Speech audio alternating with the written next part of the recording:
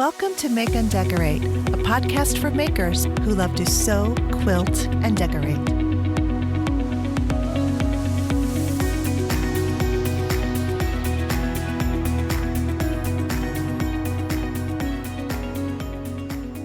Well, hello everyone, and welcome back, Make and Decorate listeners. This is episode 70, and it is originally published on Thursday, May 13th, 2021. And it's just so bizarre because it's episode 70, and my mom is turning the big 70 tomorrow, Friday the 14th. So, this has been like a year of the big O's. I turned a big O, 50. Cousin of ours turned 60. My mom is 70. It's a lot. It's interesting this year. And later on in the year, in October, my wedding anniversary will be the 20. Unbelievable. I just don't even know where the time goes, but yeah, so interesting thing about this year. So how is everybody doing mid-May here? We've been struggling a bit with our weather.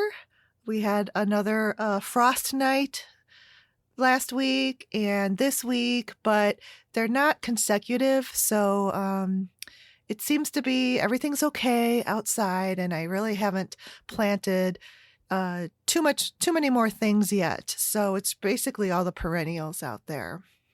And there's hardly anything that you can do about that if the frost hits.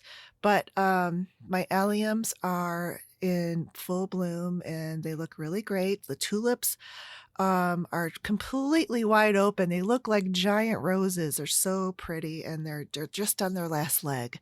So I've just been soaking them up and enjoying them every day. So just flowers and colors just make me happy. I'm sure they make you all happy as well. So since our last episode, oh man, it has been just jam-packed for me as far as just being so busy, and so many things. I believe I overcommitted to some things, which is totally my fault. But again, nothing I can do about it. I just have to power through this week. And hopefully next week I can kind of take a breath, because the past 2 weeks I've been burning the candle at both ends, and it's not ideal. No, it isn't. But part of that burning the candle at both ends involves creative and sewing and crafting things, but they're for deadlines. So it's been joyful to work on them, but I've got a couple things more to finish by Friday. So yeah. There was also an unexpected event that also happened in the last couple of weeks, and it was the passing of our Aunt Marge, and she's the one that I made the cathedral quilt for last year. I posted about it on Instagram, and so it was very unexpected. She definitely will be missed. But I did find out from her daughter that she inherited the quilt, and she's really very happy to have it, which really warmed my heart. And I was happy to hear that it was going to her daughter. And she said that her mom, or my aunt, loved the quilt so much, and she had it on her bed every day.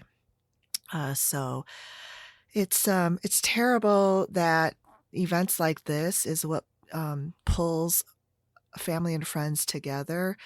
So we were able to see some relatives that we haven't seen in quite some time. So it's just bizarre, because just when you're just like, feeling like you're spinning 5 tops in the air, they kind of all get knocked down, and you I don't want to say you're forced, but you are put into a situation where you slow down for a day or two, and you just perspective comes into the picture. So it was a surprise and sad, but it also kind of like gave all of us time to just breathe and see each other again. Um, and spend a little time together and to remember all the great times that we had with Aunt Marge. So one of the deadlines was a personal one. It was the HTV shirts that I believe I talked about in the last episode. So 15 of those, and I got them done on last Saturday. So I worked on them every night throughout the week and got them done. I ended up going out and getting a Sizer brand holographic rainbow heat transfer vinyl because the rainbow vinyl that I got, it's kind of like a generic from Amazon, and it was terrible. It just, everything about it was just poor quality. And I don't know why I got like through 5 shirts or so. And then I thought, why am I doing this? I have to go and get like an actual good quality rainbow vinyl. So we went out there and it was on sale. Thank goodness, because this stuff is expensive. And what a difference. It was like night and day. The carrier plastic peeled right off. The rainbow holograph did not get dull after being pressed. It was just, everything about it was just so much easier, and it just made the process go so much faster and efficient and joyful.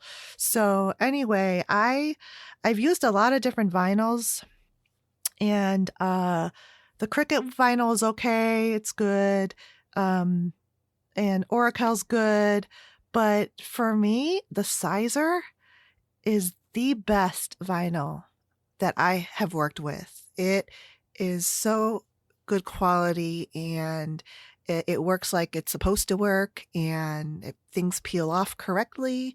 So if you haven't tried that one, it is good. I know it's expensive, but it's always on sale somewhere out there. So you can get it for like 40% off.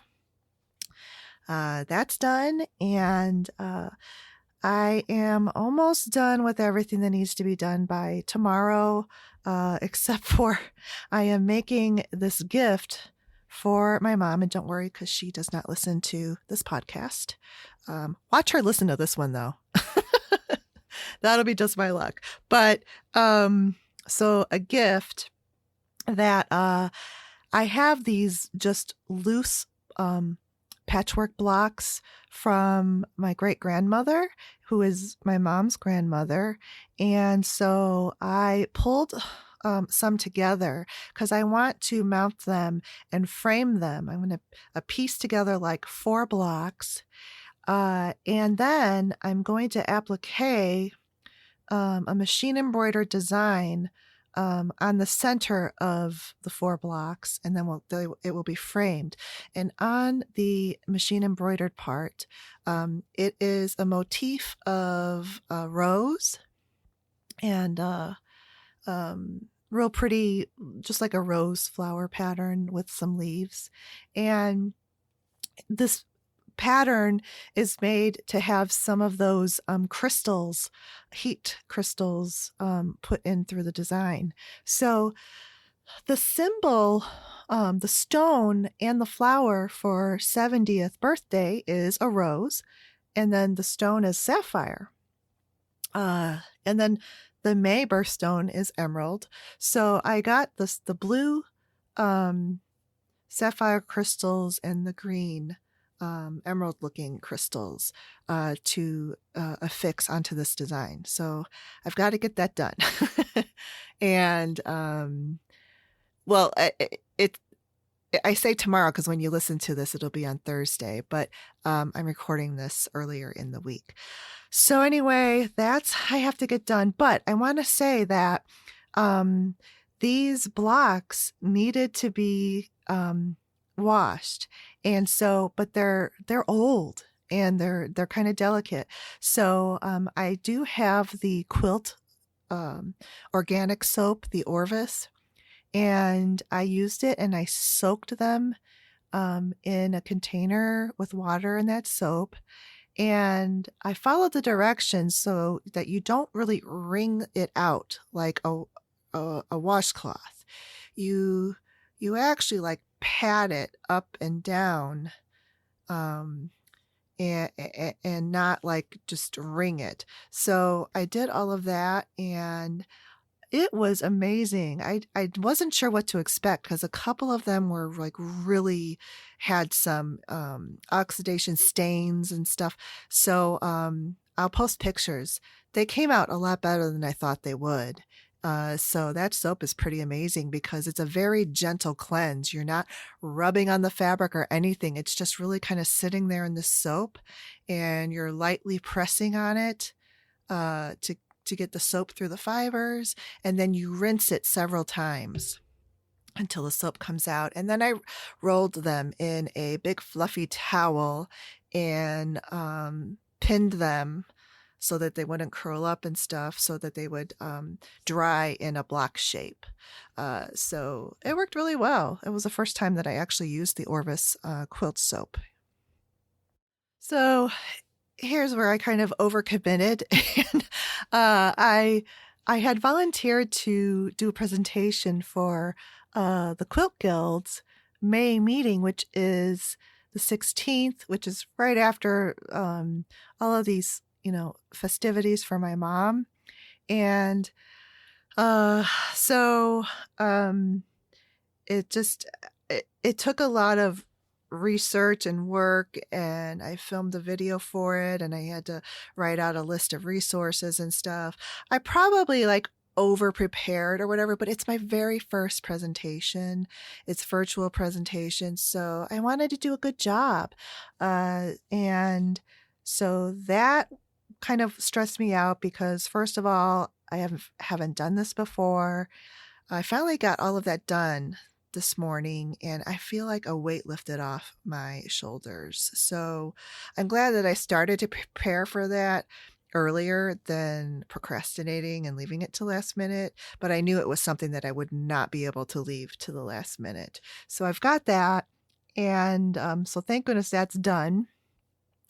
And the other thing, and this is what I brought on to myself, after I got the t-shirts done last Saturday, instead of like starting right away to work on the framed gift for my mom, I was like, oh, because we're having a birthday dinner in a private room at a restaurant with just our family. And I'm like, there needs to be like some decoration in there. So I'm going to make a bunting that says happy 70th birthday.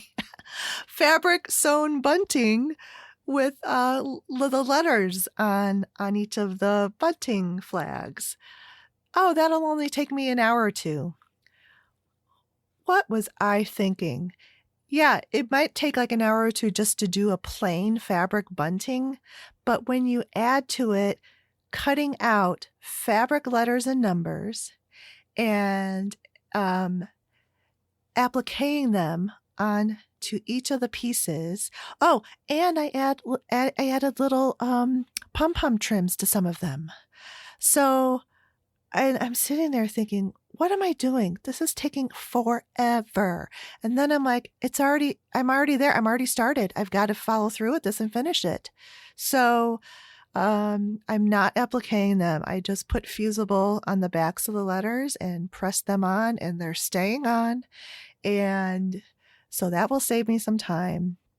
So now I'm to the point where all the letters and numbers are on the flags, and now I'm starting to apply some of the trim, and then I just have to add the binding strip and sew them all onto that, and it'll be done. But you know what?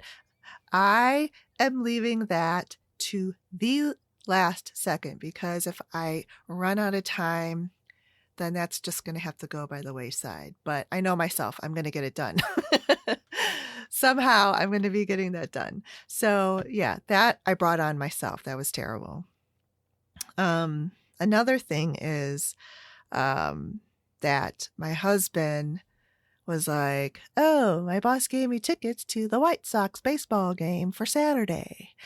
And then I am like running around like a fool getting all of this stuff, errands done for the partying.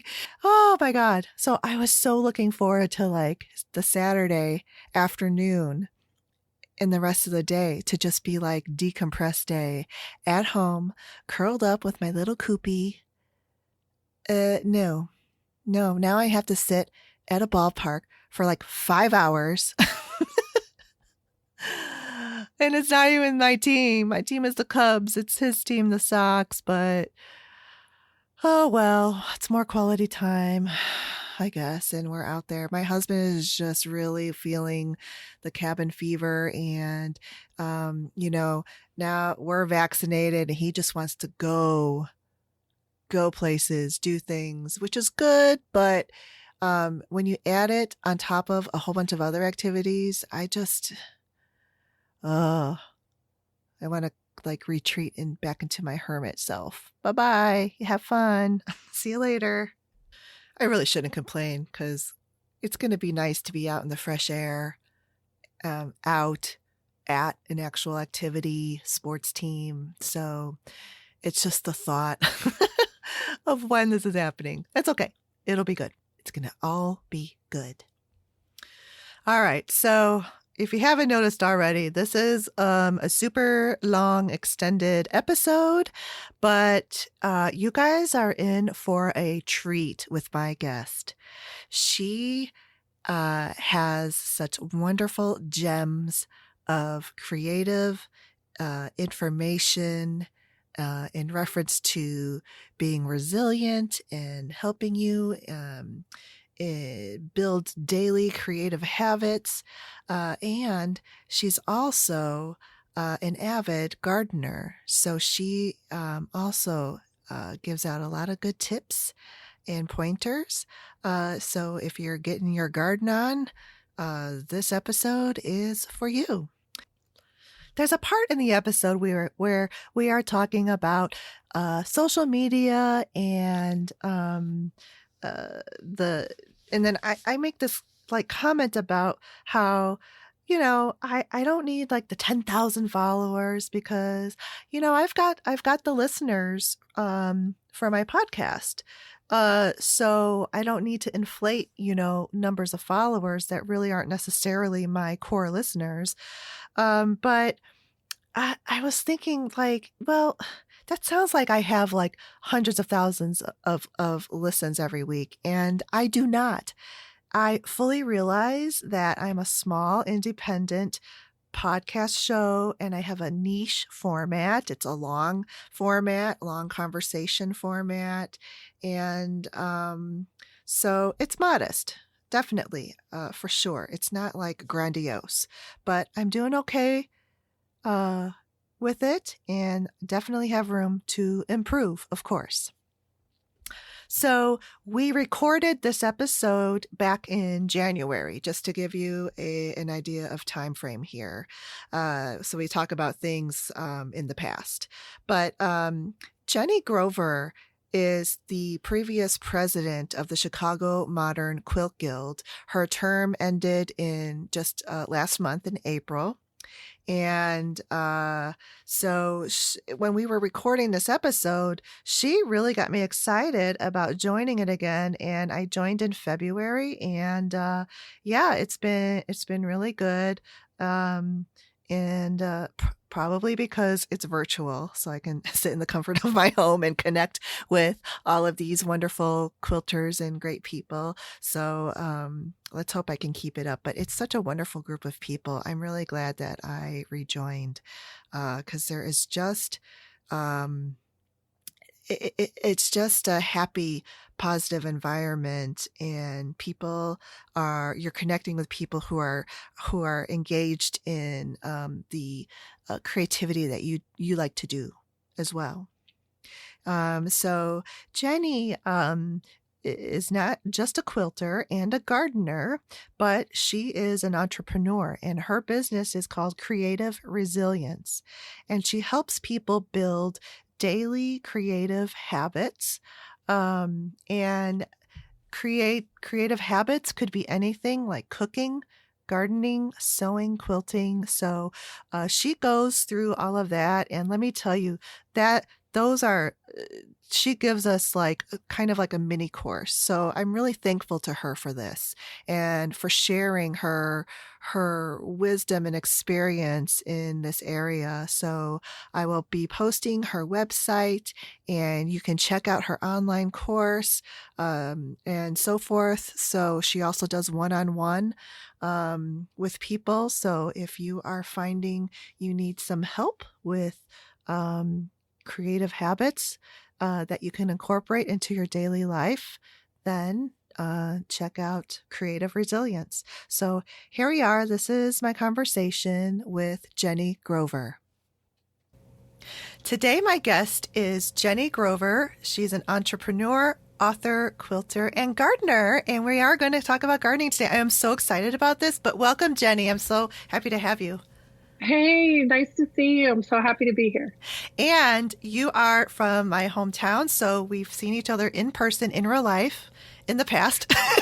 That is true. That is true. We met in person in real life. And the first time, I still remember the first time I met you because it was at a sewing get-together, and we met at a quilt shop out in, west suburbs, and you were already sewing, and you were like in the midst of making these cool napkins, cloth napkins.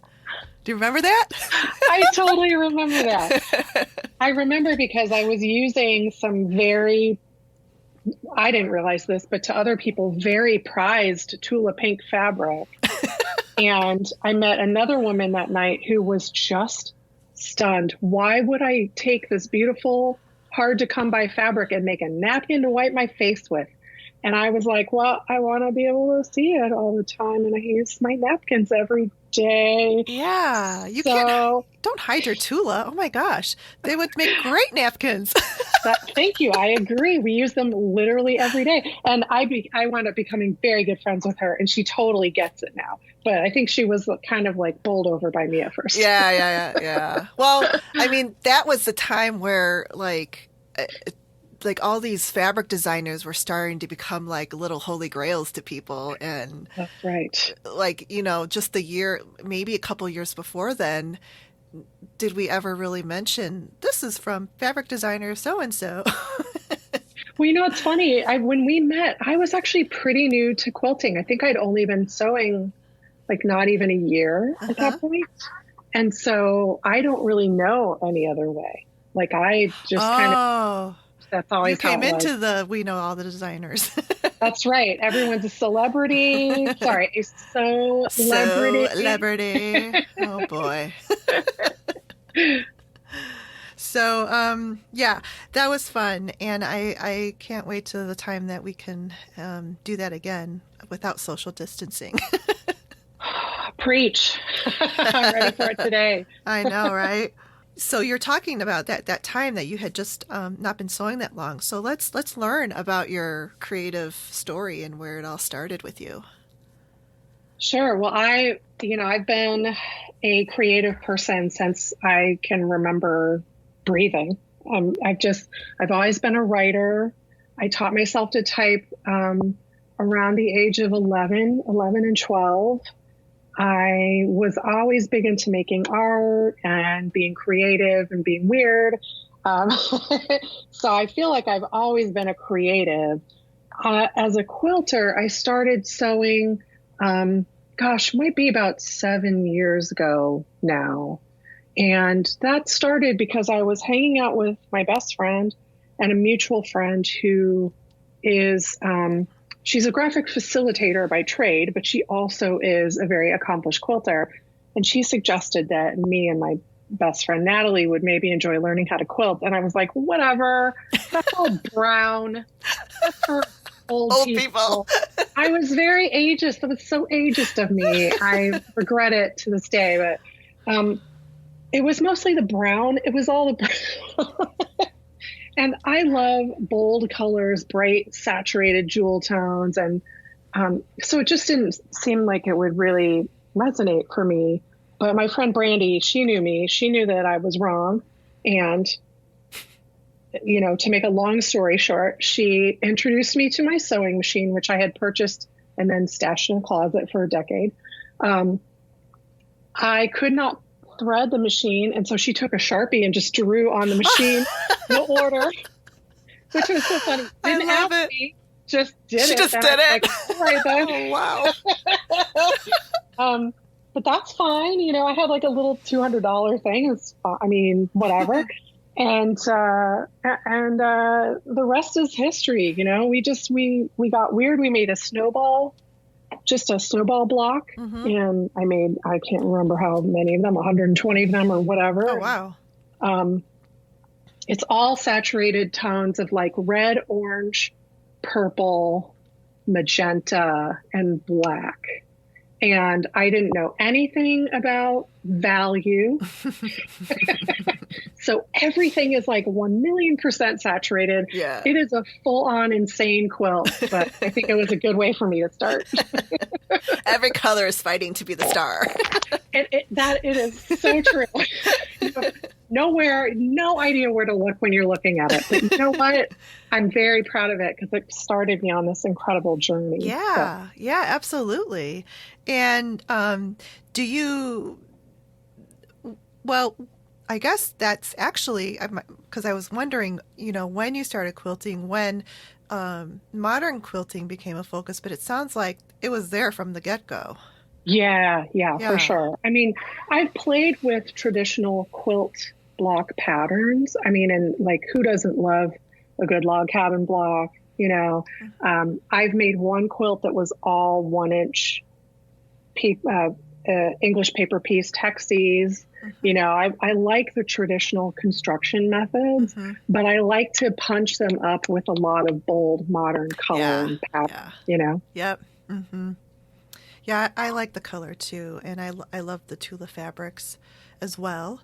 And well, what do you think, by the way? Have you been watching her Tula Tuesdays videos? I haven't watched all of them, but I've seen quite a few. I've seen some of them too. Yeah, not all of them. They are super fun. They are making me so happy. I love the kind of the unrehearsed casual conversation, and the little insider's peek at what she's working on and what her creative space is like. Those things are magic. Totally. Yeah. And I'm just astounded at how willing she is to share how she does stuff and it's just that just kind of like endears her even more to me because I love that. I mean, she's just really giving like that, and I love her work. I love all her stuff. Yeah, I think that's the mark of a true professional because she knows that she's got the goods, and like she can show people a little bit of her technique, and if they're good, if they're talented, then they can use that technique to build their own business, and she's not threatened by that. Exactly. Yeah. And so, I think it's a generosity, but it's also just a certain level of professionalism that I have so much respect for. Right. Yeah. That's so true. Absolutely. Because, I have even noticed after some of her collections have come out that, there have been some copycat collections I've seen. And I was like, whoa, what is that? That's almost... Yeah, I've seen a couple as well. And some of them are more obviously copies than others. Right. But you know what? She never says anything, and she just moves on to the next thing. And she's always like, by the time my collection comes out, I'm already on like, a collection and a half past there. So it's really cool. But anyway, we digress. So you said you did English paper piecing. Do you have a favorite technique that you kind of like to do as a go-to, or you just do it all? You mean in terms of different kinds of things like EPP or technique for doing it? It could be, no. It could be like a block style that you like, or do you like foundation paper piecing better than actual piecing? Yeah, I see. I don't know. I'm kind of an equal opportunity gal. I love English paper piecing for its portability. So that particular quilt, it had 4,700. Dang it, now I can't remember the number. I embroidered it on the back of the quilt, so Ooh. wouldn't worry about if I forgot again. Anyway, it's in another room, but it's almost 5,000 Oh one my inch hexes, gosh. and I did it over 5 years. And part of the way I was able to do that was I brought those with me everywhere I went. So like I visited friends in St. Thomas and we were on a sailboat together for a week. I did a bunch there, you know. I went to a conference about sobriety. I did a bunch there. Like you can kind of take it anywhere. Right, right. Yeah. So that portability is really great. I love foundation paper piecing for the incredibly deep, like almost perfection level ability that it brings. I've been doing the tattoo quilt sew along over the past year that's foundation paper pieced, and I love that precision, but I struggle with it sometimes because, and I'm sure so many people listening to this will understand, when you're working on a real diagonal piece and you have to flip it, and it has to cover that geometry where you think I've got plenty of fabric in this piece, and then you flip it and you're like, oh, that little, it's just like a little eighth of an inch corner. And I mean, I bombed, like I just about failed geometry as a kid. So like, it doesn't surprise me but I still love it. I still persevere. I have to say, I probably love just traditional 1/4 inch seam piecing, machine piecing the best, because you're sewing a straight line. I've got a 1/4 inch foot that makes that part real easy. Like it's just really simple. So when I'm looking for something to work on, it's just an anxiety reducer, just straight line piecing, you know, chain piecing. I was just going to say, I love the chain piecing. It's so good. Yeah, I agree. How about you? Do you have a favorite? I strongly disliked foundation paper piecing for a while. And then Juliet from the Tartan Kiwi published that book, Animal Quilts, and I love animals. But her techniques and the way she explained it and her patterns I love so much. That's when I really sort of started to like get it, and I really like wasn't fearful of it or frustrated with it anymore. So I like it, but it's not my favorite. Okay. But I like that I can do it. And like you said, like anytime you want something precision or, you know, like that.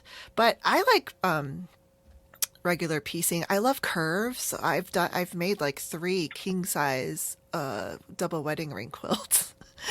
Wow. Yeah. Wow. They were commissioned, but one of these days I'll get one for myself. But they're fun. I really enjoy.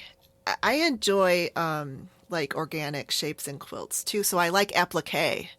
I do like applique, like raw edge applique. I'm glad you mentioned that, because I do actually really love applique. I did Sarah Fielke's 2019 block of the month. It was called the Coming Home Quilt.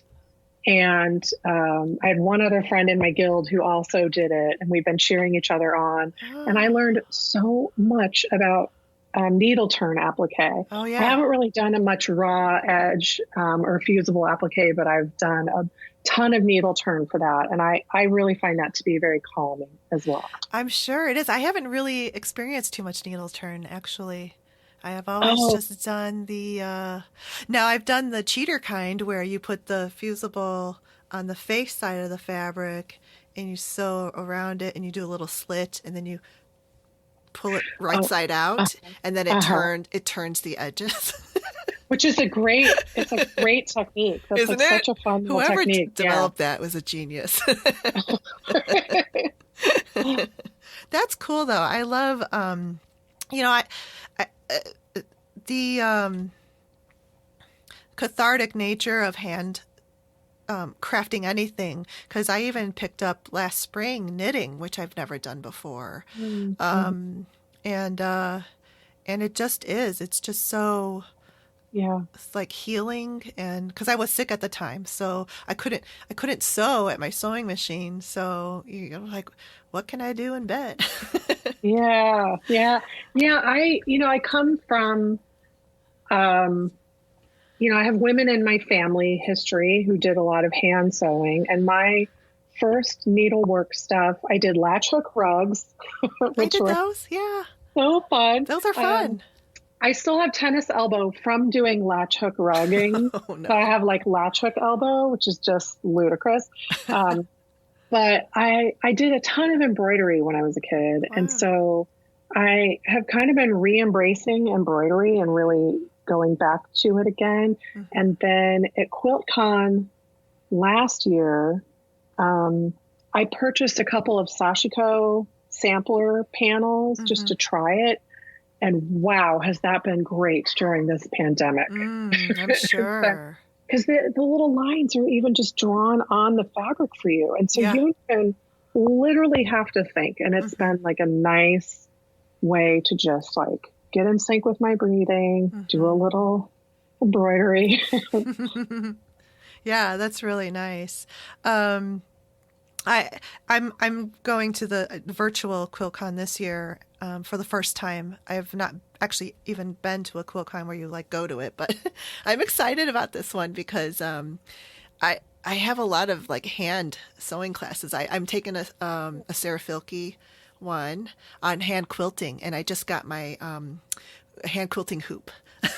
Oh, fun. I'm She's so a great excited. teacher. I took a Yeah. class from her last year on a totally different kind of class. It was like improv army is what it was called. Oh. She's a delightful teacher, so I think you'll Yeah, have a I'm lot of looking fun. forward to it. Yeah, and I'm taking boro mending, and I think there's a Sashiko class I'm doing.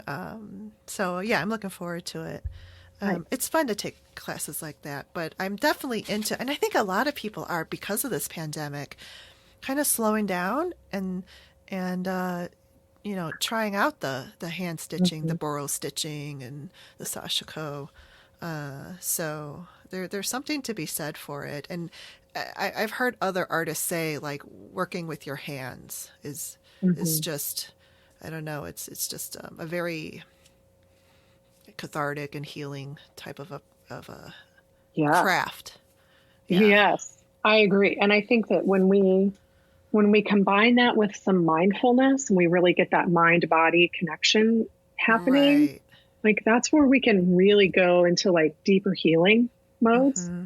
which can just it gives us so many opportunities to learn more about ourselves and to get in touch with how our body is holding, like a physical manifestation of emotional stress. Mm. And I think there's a lot of potential there for people.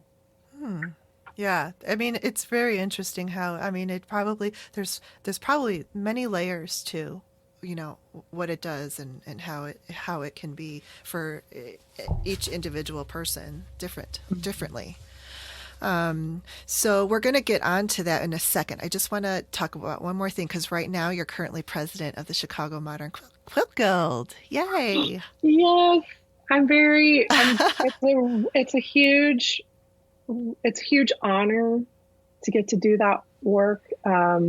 It's my fourth, and anyway, at least for now, my last year on the board. I have had a 4-year run.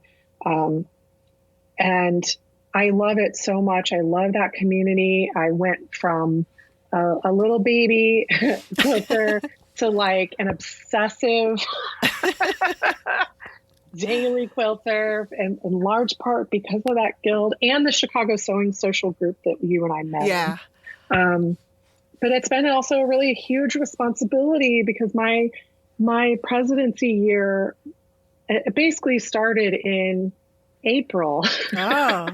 And so I've been like a pandemic president the entire I way was through. wondering about that because Mhm. I did join up a few years back. I think you had a position like on Yeah. there at that time, but then I just like kind of I went back to the individual because I didn't make it to like more of the meetings that I wanted Yeah. to, and then I felt guilty, and then I was talking to someone else on the podcast, and they're like, it's okay, you don't have to show up to all of them. Oh, yeah. Oh, my gosh. Yeah. I mean, now, funny, my board members are listening. You are supposed to show up to as many of them as you can make, but the rest of y'all can come and go as you please. Yeah, it's been interesting is like we only skipped one meeting. We skipped our March meeting because we had this huge 10th anniversary party planned for the March meeting. Oh, wow. And then we went into lockdown like a week before. Yeah. So, I mean, it wasn't going to happen. We didn't really have the bandwidth to like pivot that quickly, in 1 week to figure out what to do. I had only ever used Zoom like twice before then. So so then April was my first meeting as president and we were on Zoom, and, my board has been amazing this year, and everybody's been deeply committed to keeping us going, to keeping the energy positive, to providing many more ways than usual, actually, for members to get to know each other and to hang out in community. Like we have weekly Zoom sewing socials that I host. We do all kinds of stuff. And so it's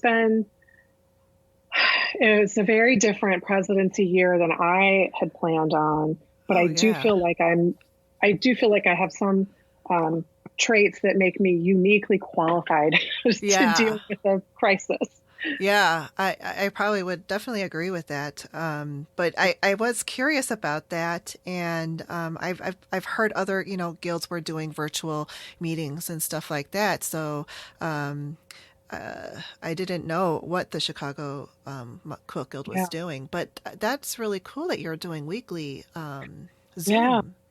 Yeah, we just the thing that our members tell us that they miss the most about meeting in person is not necessarily the programming, although we get really high like member satisfaction on that too, but they miss the casual hangout. So that like hang time in the room before the meeting starts, and the hang time at the break, and the hang time at the end of the meeting, and the walking out to the parking lot, and then the standing in the parking lot for 45 minutes, and then going back in to pee before they have an hour-long drive home. Like just, they miss that like community. It's really about community and connecting personally. And so a few months ago, we started doing the Zoom socials, and it's been awesome. And I'm getting to know members more, which is, it's also hard to be president of an organization when you have a ton of members you've never met in person. And the Zoom meetings don't allow me to get to know them. So by doing the Zoom, we call them Zoom socials. And yes, we do spell it SEWCIALS. You have to.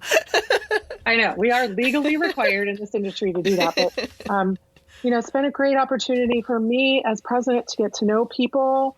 It has brought a bunch of people already into volunteering with the board because I think they get to know each other better and they get to know me better. On January 6th, we were sewing as our Capitol was attacked, and I elected to keep the Zoom room open because I felt like it was a good, safe, comfortable space for people. And so we had a real bonding time then. And we just, it's been great. We are at higher membership numbers than we ever are right now. And we have members from out of state. We have members who were members and moved out of state. And so they quit, have rejoined because we anticipate probably being on Zoom for the entire year. Oh, wow. So they're coming to every meeting. It's been really, I'm going to come back in because join us. Because I actually have missed the socialization of being with other quilters and sewers and sewists. Normally I'm just so like, people say that that they'll say that they're introverted, but like I'm introverted to the point where like even like when I still am intimidated to go to a guild meeting, and I'm not like going to be like, oh, hello. That's okay. I'll do that because I am that person. You are who marches in and hugs every person in the room. Yeah, I would love for you to join us. Yeah. And honestly, almost anyone listening, really, unless they're a jerk. Otherwise, they are Yeah. welcome to join us as That's well. wonderful. Yeah. Yeah, Yeah. we're planning a whole, and also, Stephanie, I want to point out that I did professional patient advocacy for many years for people with chronic illness and disability like myself. And Mm-hmm. accessibility to events and organizations is a really major issue for people, especially with physical disabilities. Mm-hmm. And the Guild has always prided itself on being held in a space that's wheelchair accessible. But Zoom actually makes us even more accessible to so many people that Mm-hmm. can't make our meetings in person. And so we have agreed as a board, and the incoming president who joins us in April, Julia Bryant, agrees that we're going to do our best to keep those meetings accessible. So even when we go back to in person, Mm-hmm. we're still going to at least broadcast the meeting online to members. So even if Oh, they can't physically be there in person, they may not be able nice. to ask questions in real time. Right, right. They'll still be able to enjoy the programming, because you know what, we can't move backwards from this. Like, I'm not. I'm sure. Yeah, yeah, and it goes across like the entire globe. I mean, the way that everyone has changed in every single business, education, and everything. So I think that things that have been developed now virtually and Zoom and all that stuff, people are wanting to kind of keep that going. In addition to like, being able to get together for a party with actual real people That's as right. well. That's right. But which is why I'm like really thankful for the QuiltCon being virtual, because traveling and lodging and everything is super expensive. And so, this time I could like sign up for, bunch of classes and not have to Yeah. worry about, going into debt, trying to Yeah. secure hotel and, plane and all that stuff. So I do see a benefit of offering that. It's a Yeah, I've good been very thing. lucky to get to go to QuiltCon twice in person. And I signed up for QuiltCon Together to do it virtually. I've blocked off all those days in my calendar, Me so I can't too. schedule anything else. Oh, you too. Great. Yes. And I bought the lecture pass because there were so many lectures I wanted to attend. I was like, I'm going to support this organization and buy the lecture pass. It's still not nearly what I would have spent on a plane ticket. And Right. Right. I get to see so many lectures. So Yeah, I'm it'll be looking great. forward to it for sure. So let's talk about your business. It's called Creative Resilience, and you can talk about, just share whatever you'd like as far as how it came to be and what you're doing. Sure. Well, as a chronic illness advocate, I worked under the name Chronic Babe. And, Chronic Babe was like an incredibly creative coping tool in a time of enormous life upheaval for me, because I got sick with chronic illness when I was 25. And I mean, when you're 25, your life is like just beginning in a lot of respects, at Mm-hmm. least here in the West, that's how it is. And I just didn't even know what I was going to do. And it took me learning how to apply my creative energies to life as a chronic illness patient to find all the workarounds, to do things like blinging out all my daily medication, my pill boxes, Yeah. right? Because it made me miserable and depressed and and really hopeless some days to have to carry around these stupid plastic pill bottle things everywhere I went with me, Uh-huh. So I thought, well, what if I make them really cute and almost even like silly, and then I takes the sting out of it, Yeah. So I created this Chronic Babe work because I really wanted to teach other people how to do this work.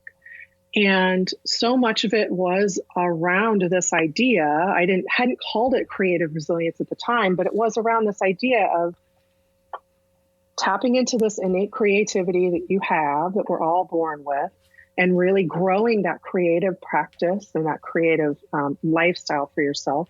And then using what you learn from those creative endeavors, applying those same tools to like really big life stuff. So, I mean, when I used to do embroidery stuff as a kid, the more embellishment, the better. And the same holds true for pillowcases. And the same, I hurt my foot and I had to wear a boot for months and months. I blinged that out too. I covered it in rhinestones, like finding ways to kind of irreverently make something that is so freaking miserable, palatable at the very least, if not kind of fun, Yeah. And so Chronic Babe was like my way of kind of giving back to the community that supported me as I learned how to live with fibromyalgia and anxiety and all these things I had. And I did that work for 15 years, but I started to get super burned out because I am a person with chronic illness. I live in a body that for almost half my life has had chronic illness. That's exhausting. And then to work with people with chronic illness and to think about the toll that it takes all day, it's just too much. It was too much. So I was looking for work that I could do that I felt like was still tapping into that creative resilience idea. And it was, I think it was about 15 months ago now. Like I was getting a pedicure. I was very relaxed. I had my journal with me and suddenly my hand just started writing. And it was like it poured out of me, and they let me stay sitting in that chair for an extra hour after my appointment because they're cool like that. And I had all these ideas for like, how do I teach people how this idea of creative resilience? And so then I knew the kind of work I wanted to do, but I didn't know how to reach people. And I was talking with my coach, executive coach, Jackie Sloan, and we really started to basically kind of circled around until I realized, like, you know what, coaching is a great avenue for this because there's an element of instruction, but there's an element of empowerment and lifting up people's voices, which is a thing I've done in my career. I'm a journalist by training. So like I've always worked in a field that seeks to give people voice, and so coaching seemed like a really good fit. So that's what I decided to do. I signed up for coaching school. 6 weeks later, we went into lockdown and I started coaching school.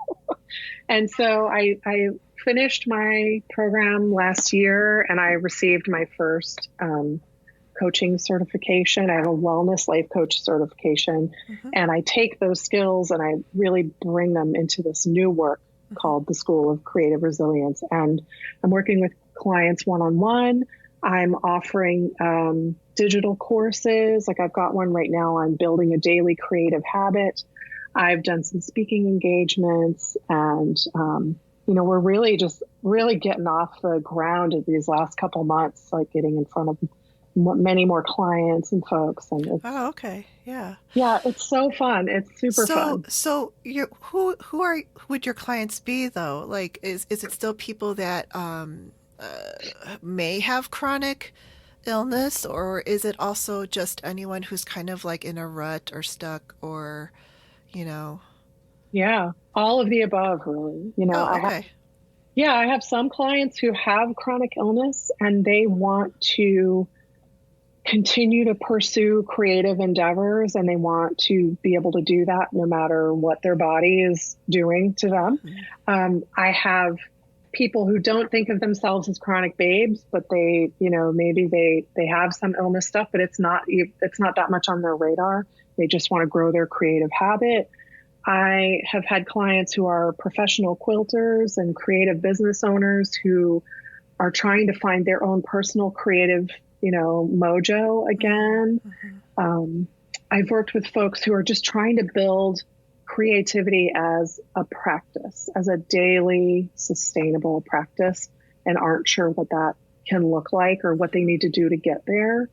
So I work with people of many ages and backgrounds, and the core of it is teaching them how to just tap into that innate creativity that we all have, I mean, a lot of us when we're kids, it gets squashed. And so Yeah, a yeah. lot of people kind of lose that, but Uh-huh. they can get it back and I can teach them how to do it. And then we use that energy as a tool to boost our resilience, to learn how to pivot. I mean, it's perfect that my training was in a year when everybody in the world literally had to pivot. Yeah, So yeah, I teach a lot of the pivot and a yeah. lot of the pivot is not so much like little technical details. It's much more about a person's openness and willingness and self-belief that they can make a major pivot. Okay. And so a lot of people don't know if they believe that about themselves. And we do work around that to see if they can get to a place where they do believe in themselves, that they have the capacity to make serious life altering change, you know? Oh, okay. Yeah, because you know, a lot of people say they don't have a creative bone in their body, or they're Yeah. just like, I even have had friends and extended family members say to me like, oh, you're so talented and I just could never. And I'm like, yes, you can. You totally could. Yeah. It's a But you're making a choice. They're making a choice in that moment, right? hmm They're choosing to believe a certain thing about themselves that they could choose to believe, I don't know where my creativity is yet, but I'm going to find it, or I don't hmm feel creative, but I'm going to hire someone to help me understand how I can be. or maybe even if they don't even know that adding creativity into their life can help them grow. Yes. Yes. So for my people who come to me and they say, I don't have a creative bone in my body, and that's always what we say. And I'm always like, well, good thing creativity comes from fat, not from bone. Like I like to really, because I'm like, that's why I'm so creative, because I got the curves. No, I like to be playful and silly with my clients and help them hmm not take themselves too seriously. Right. But those people, when they come to me and they say they are bereft of creativity, I start to ask them questions like, tell me about the last meal you cooked, and then if it has more than 3 ingredients, I'm like, well, funny thing, you're creative. You hmm created a meal from nothing. Yeah. So Yeah. or I challenge them to try sorting their sock drawer and then arranging it in a way that's pleasing to their eye. Yeah. And every person comes back to me with a different looking sock drawer. And then I can say, look, man, it's so different. You created this space. You made Uh-huh. it beautiful. Like, that's creativity. Stephanie, I think you will get this, and so many of your listeners will. So many of us are raised on this idea that creativity, in air quotes, is finishing a project.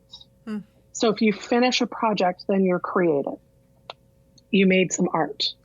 And the thing is, when we think about creativity in that way, it's so one-dimensional. That's hmm only like one piece of it. Creativity can also be a lifestyle, the way you choose to make everything you do feel like art or music. Mm-hmm.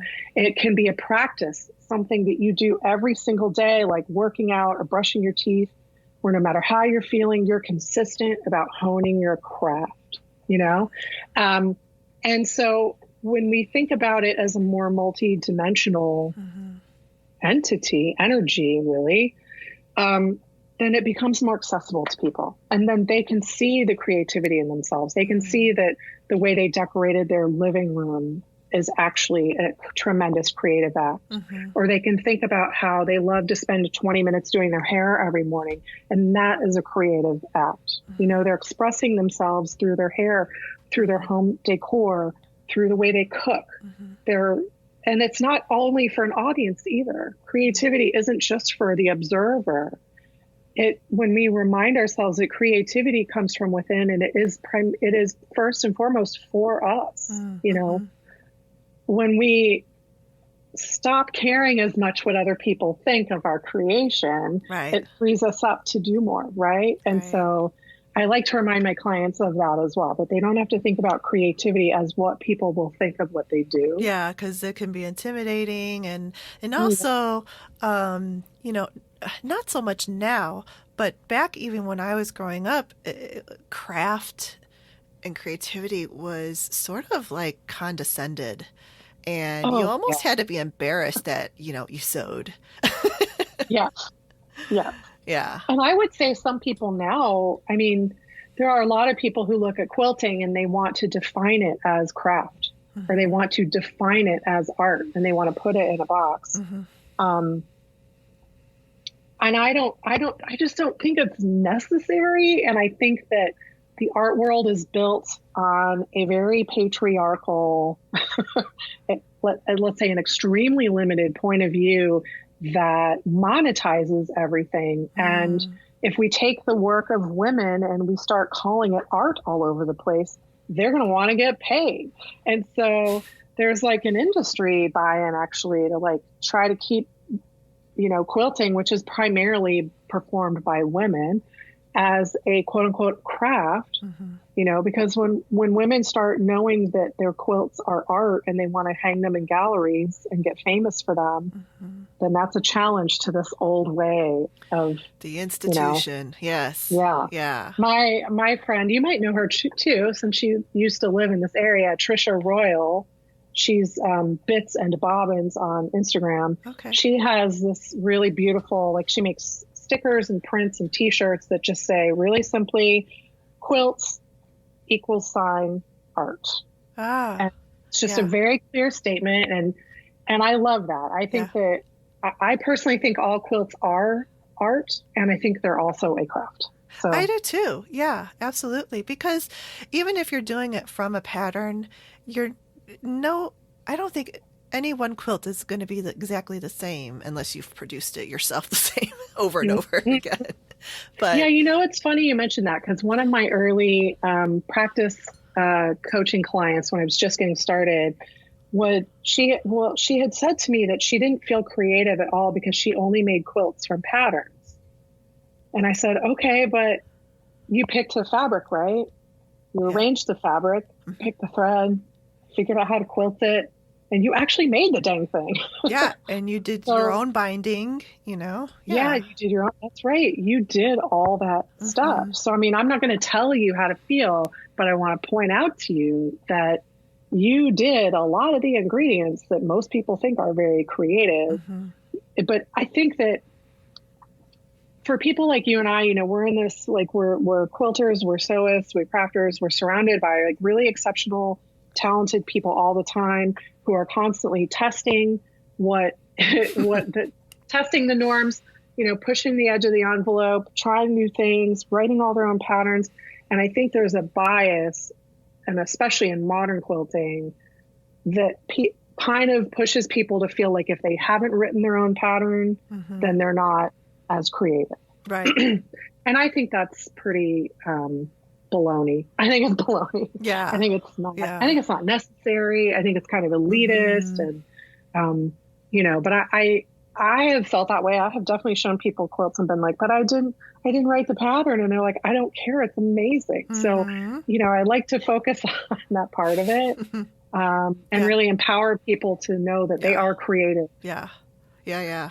Yeah, it's interesting that you say that because I have even really struggled with in our modern times of quilting and crafting and the Instagrams and everything, it's intimidating. It's Mhm. intimidating to see super prolific people, Yeah. and even I was just because I am not the fastest quilter. So I don't like zoom through stuff. But then sometimes I would see stuff and I'm like, man, I like am like in the dust here. I'm not what am I? What am I doing? Yeah. Yeah. So I have to kind of try to get a grip on that sometimes and not let it affect Yeah. me too much. But You I think it literally, affects everyone to a certain extent. yeah, I agree. And I think that social media really feeds that. I Hmm. mean, we live in this time where like we can see so many beautifully curated versions of people's lives, and we have no idea how much is reality and how much True. is, artifice. And Right. so, especially I think if you're a person who is very authentic in their social media and isn't afraid to show like a picture where you're not wearing makeup or a picture where you dropped your cereal on the floor or whatever. Mm-hmm. You know, if you're that kind of person, then in your head, you might think that everyone's that kind of person. And so then when you see a perfect looking Instagram, Yes. you're like, dang, you're like perfect. Yes. Because they are not showing you, you know, when their kid pooped in the tub or when they sewed their binding on crooked and had to rip the whole thing out or whatever. You know what I mean? They're just getting such a tiny sliver of life. Yeah. But yeah, I think that comparisonitis is real. It's a disease. It is. I know. And then I just have to I haven't really been spending much time on it in the last few months. And it's for the better because I feel like I have actually re-energized my own creativity in working on what I want to work on and not feeling, you know, like you said, the comparison game and being measured by that. Yeah. Yeah. Mm-hmm. Yeah. I'm not really on Facebook anymore. I mean, there's a couple of professional things I do in Me groups, too. but Mm-hmm. personal profile, you know, I'm not active Yeah. and I'm not really on Twitter anymore. And there's only so much time. I am all over Instagram. Yeah. And That's the one I choose to out of all of those, for sure. But, and even like having this podcast, at first I put so much pressure on myself to cause everybody is like, it's about the numbers that you got to, get 10,000 Instagram followers. And I mean, I don't even have 500 yet. So, but it just wasn't me I tried to do the whole everyday thing. And I'm like, I'm not having, this is not fun. And I'd rather focus on the podcast and I do have the listeners. So I don't really, I mean, why do I need the 10,000 Instagram followers? Only unless I want to be I don't know, some sort of influencer for a big company or something. Yeah. Right? Yeah. I mean, it's all about what satisfies you. And if you have the listeners, then that to me is the most important metric. Right. Know? Right. Yeah. Yeah. So, because no social media platform, they can change the algorithm anytime they want. They could boot you off the platform if they want. mm-hmm. I mean, you don't own that space and that audience there. Right. So, yeah. But your podcast audience, you built that audience. They are your people. So right.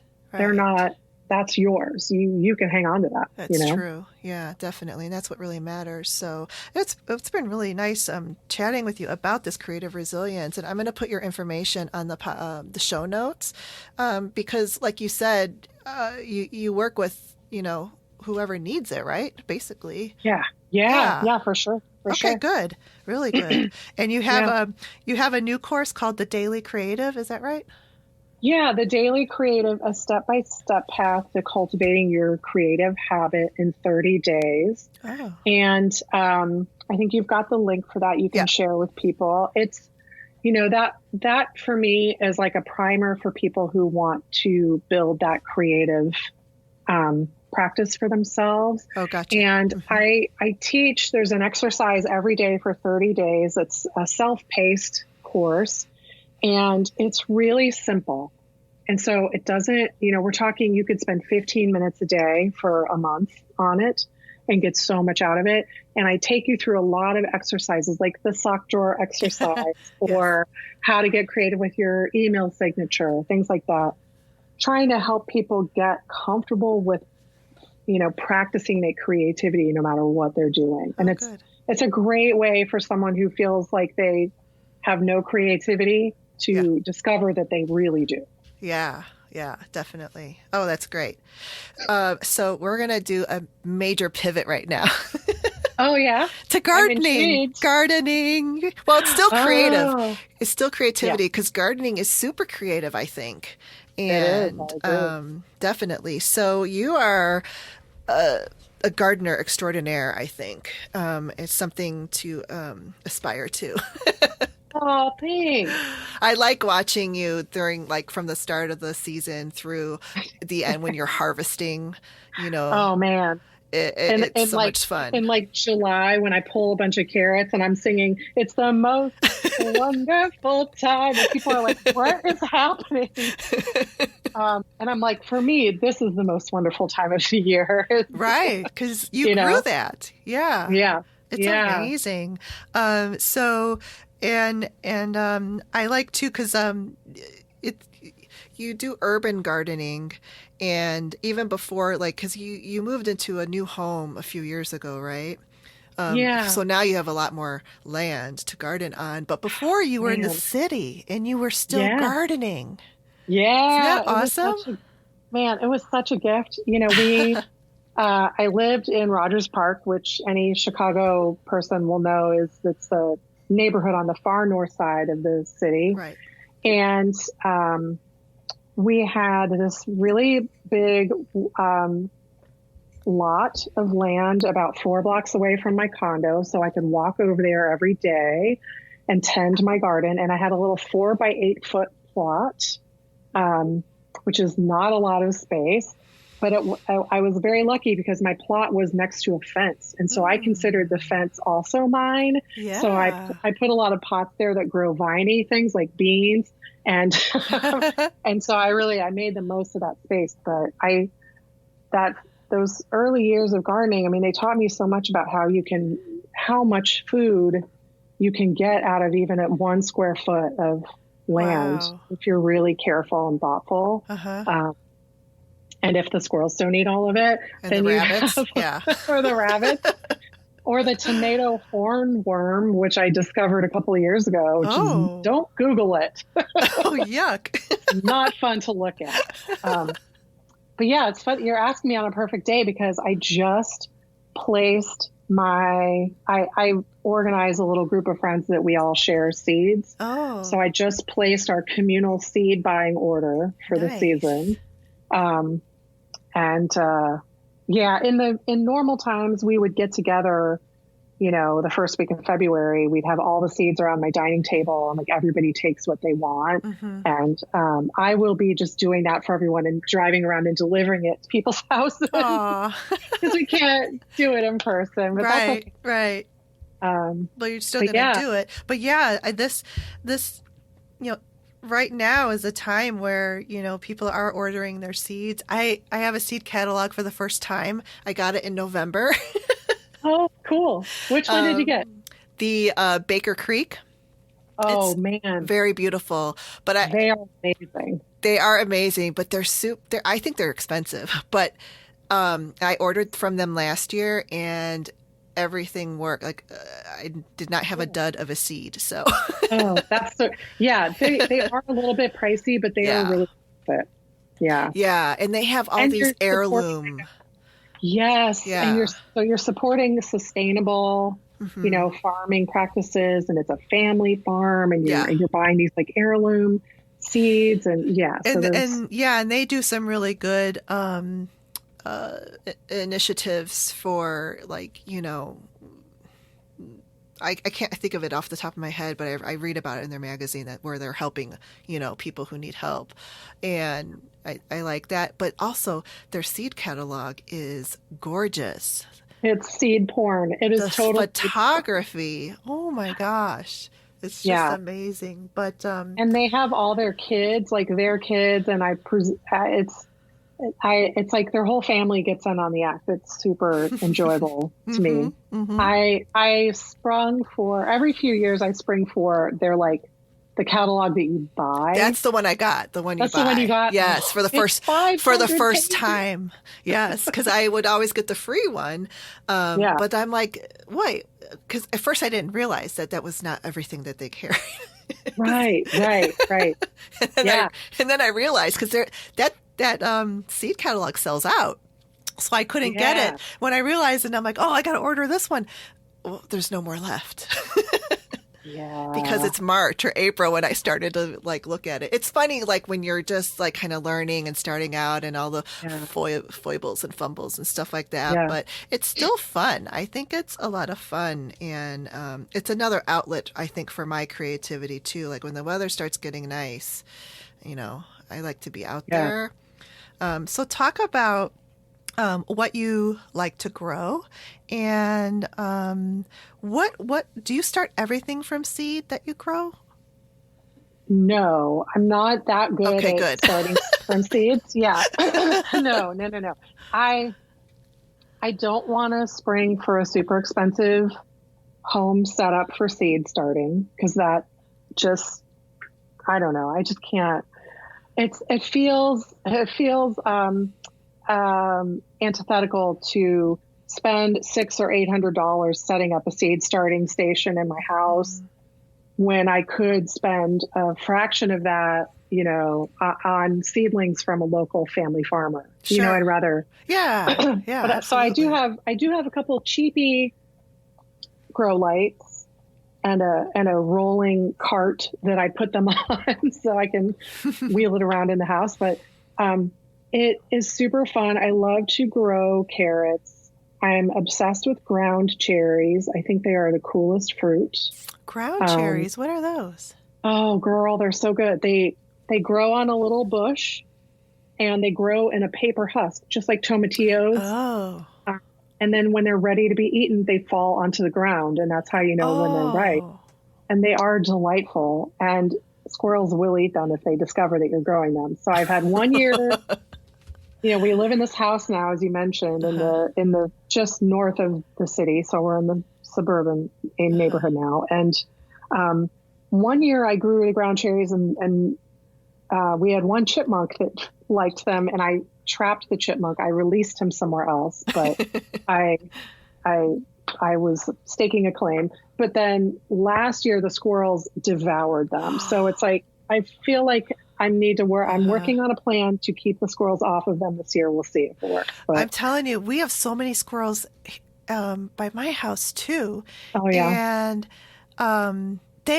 okay, so we have a deck, and I do every year, I just do all this like container gardening, and I have my herbs up there and everything too.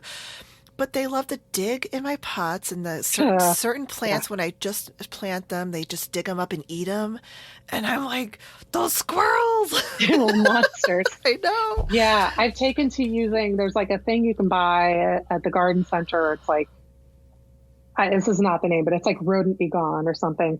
And you can spray it. It's made out of pheromones or maybe blood. I don't, it's kind of horrifying, but it smells real weird and they don't like They it. don't And like it. so I've taken to using that, but I don't want to spray that on food that I'm growing. So it's like, Exactly. it works Yeah. better for my perennial gardens, Uh-huh. but I don't want to spray it on my tomatoes. So, No. yeah, I think that the difference between like growing in a 4 by 8 foot plot in Chicago, but in a lot of 250, plots. And so the animals that did get in there had so much to choose from that you Mm-hmm. didn't ever, as an individual, lose too much stuff. Mm-hmm. Here in the burbs, I've got 3 times as much space, really more than that, probably Mm-hmm. 5 times as much space. Um, but when the squirrels find you, you have their undivided attention Mm-hmm. Oh, because yeah. And they call their friends and their cousins, and yeah, they have a big party. they do. So, but I love, it's like a fun adventure. I mean, Mm-hmm. to be honest, like it's the squirrels world. I'm the one who's the interloper. Yeah. So, I try to and I'm a Buddhist, so it's, I try to, I try to get quiet in my faith in this belief system that like we're all part of this giant, experiment together. And so if the squirrel is hungry, then the squirrel must eat. So I'm mostly Right. with Well, that. yeah. And then I also am like, well, you can expect, because even professional farmers, they're like, expect 20% of your crop to go to the animals. And I'm like, all right. You know what? I never even thought of it that way. Yeah. Yeah. Of course, So, that makes so much yeah. sense. Hmm. Yeah. So I'm I mean, like, yeah, it's fine if they take a little bit, but come on. No. my grandpa had a farm and he would be so embarrassed to hear me feel so surprised to hear it put that way. He is probably, yeah. Yeah, Yeah.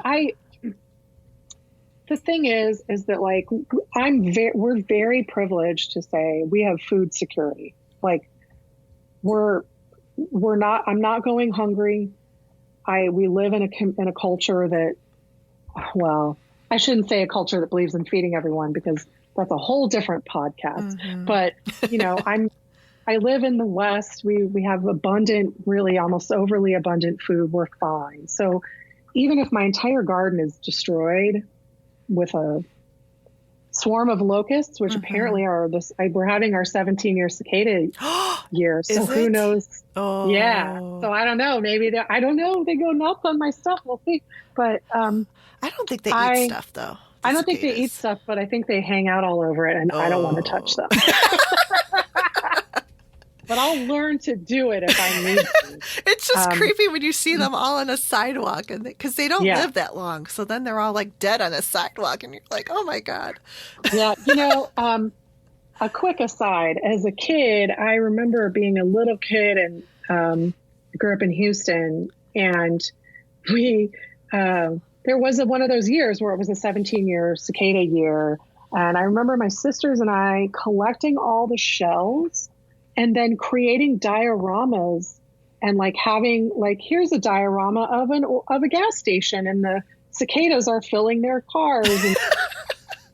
And we'd play really neat tricks. We'd go on a sleepover and we would fill our friends' sleeping pillowcase with cicada shells. And then they would lay their head down and be like, crunch. Crunch. We had so much fun with those things. So I will just try to cultivate that energy this summer and really. Right.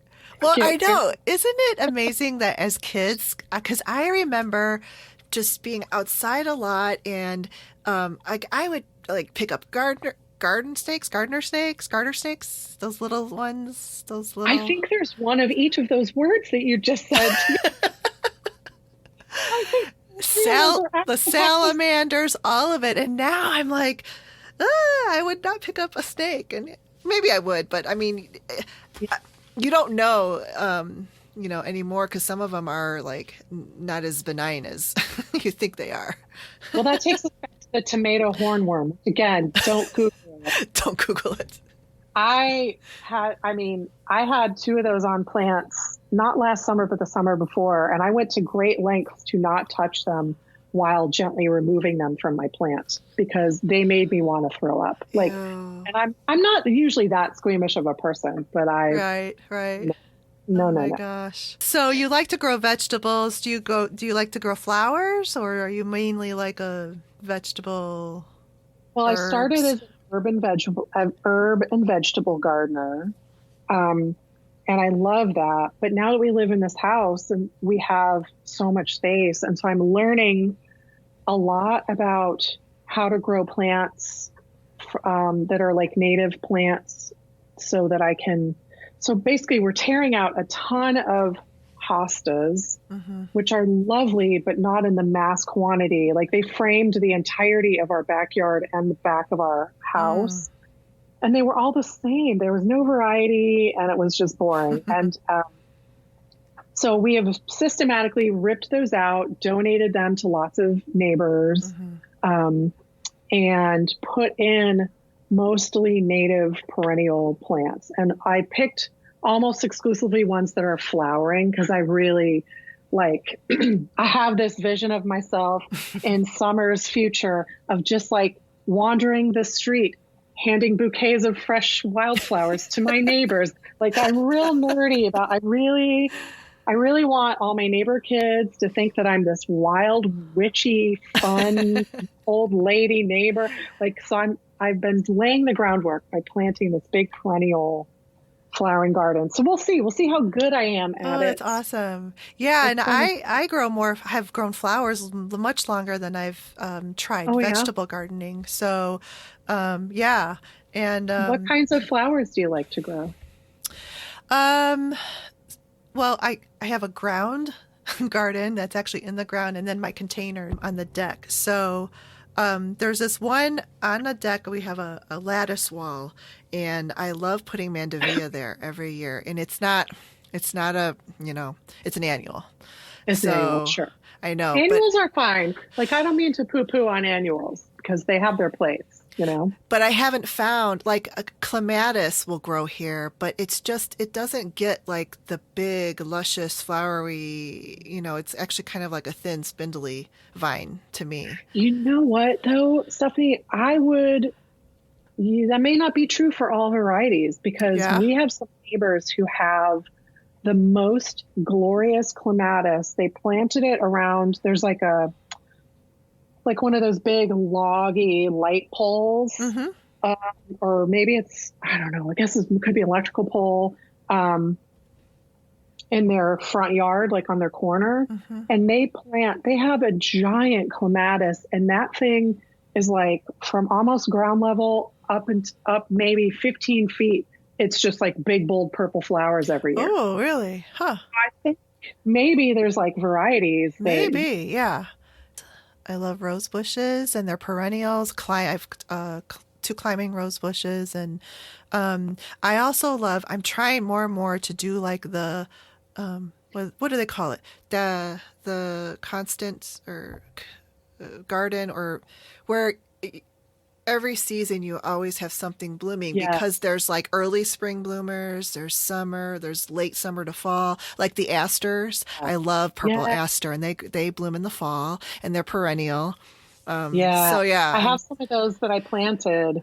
So I got a bunch of seedlings for perennial plants from the Emily Oak Nature Center, which is here in Skokie, where I live. And I got a couple of asters because they are so beautiful. Oh, they are. I love asters. Mm-hmm. We Yeah. were riding our bikes last summer. My husband Joe and I were riding bikes, and I saw them. I didn't know what they were, and I used a plant app to figure out what they were. And I was like, all right, I need a lot of that in my life. Mm-hmm. So, and then last fall, I planted tulip bulbs again. I planted tulip bulbs maybe like 15, almost 20, well, about 15 years ago. And the squirrels ate most of those bulbs. So in the spring, I had five tulips. On. That's baloney. And I was like, Monsters. it's so much work to plant bulbs. And I'm like, I am not doing that again. So, but this past fall, I'm like, I'm doing it.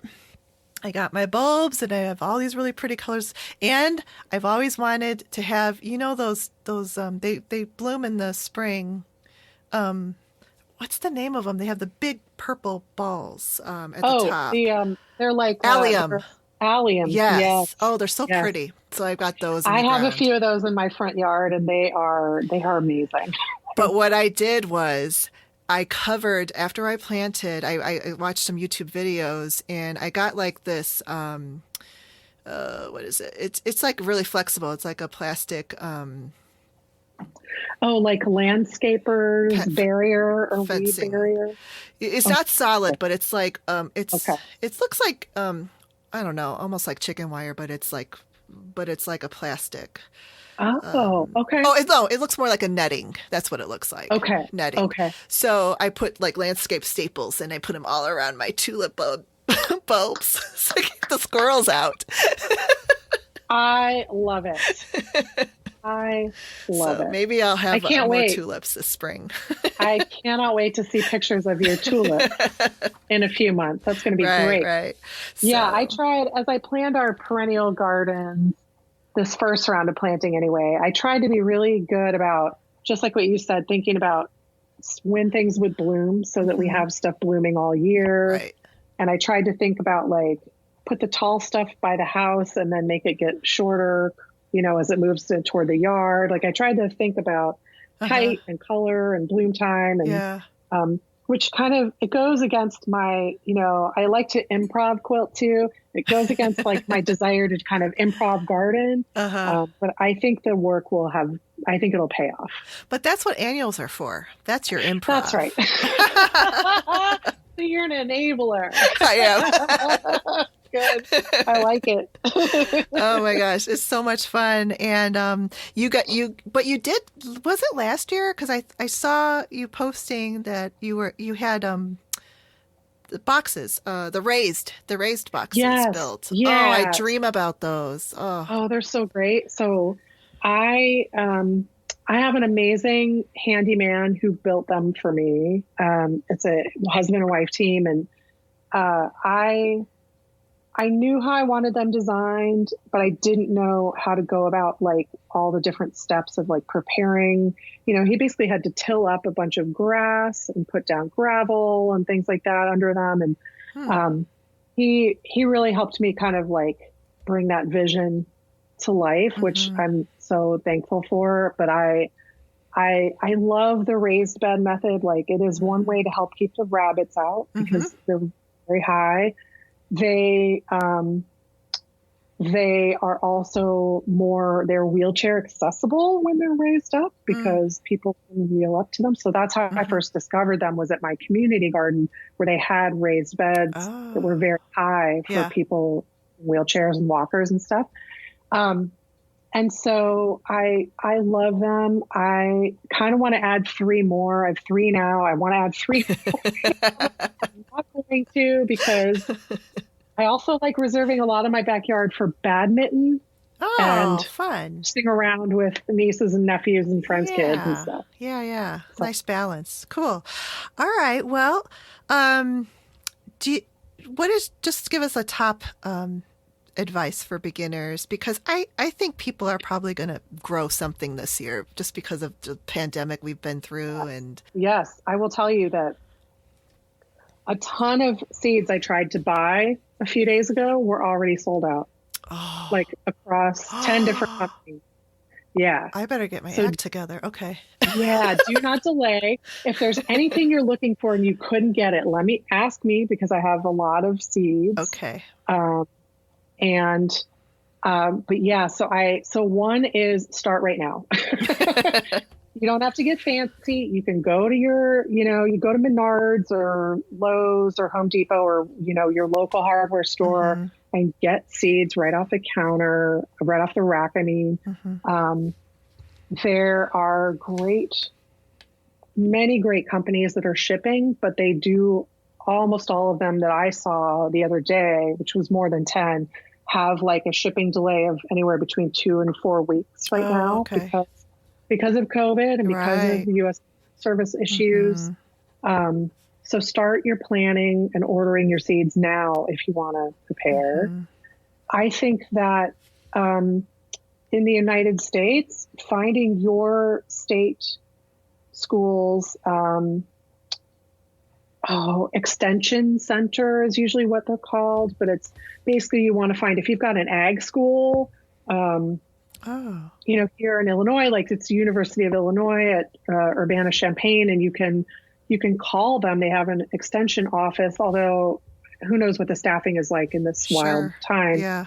But usually those places also have amazing websites, and you can get lots of information for your locale, because your zone. Yeah. Because, like even here in our little area of Illinois, we're in multiple zones. Like I'm 5B because we're on the lakefront. Me too. Yeah.